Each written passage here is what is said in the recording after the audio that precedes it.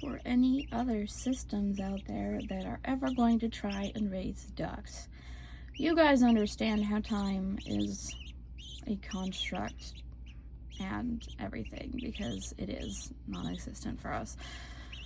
So, a few key points to try and keep your ducks alive, happy, and healthy.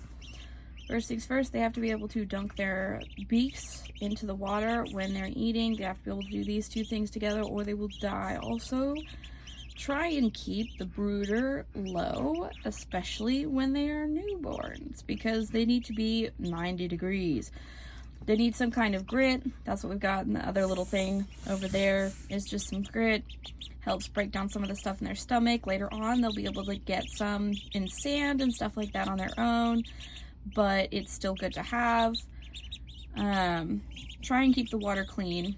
That's really the most important thing. Keeping the water clean and keeping the bedding dry.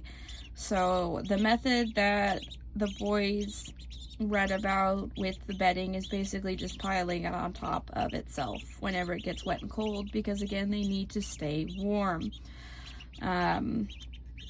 During the night, they're all right. They're pretty good if you just kind of scoot them under there. They'll usually stay under there. I don't know if they came out during the night because obviously we were asleep. But it is very important to keep the bedding dry. Very, very, very, very, very important. That is one of the most important things. They need niacin in their food, so if you don't get duck-specific food, like chick starter, you need to put nutritional yeast, brewer's yeast, some kind of niacin in it, so that they aren't missing those nutritions from their legs and their beaks. I think that's everything. It's hard, you know, try to keep baby creatures alive when we all share time, but they are doing great. Well, they're doing much better now that I've come in and helped out.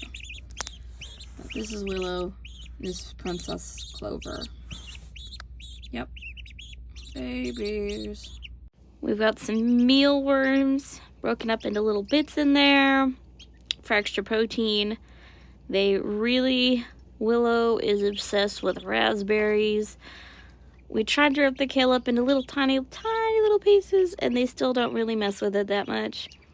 But as you can see, some of the bedding is damp, so I'm about to put some more on top and make sure they keep getting some more water, pop them back in the brooder in a bit so they can warm up for a little bit and then come back out.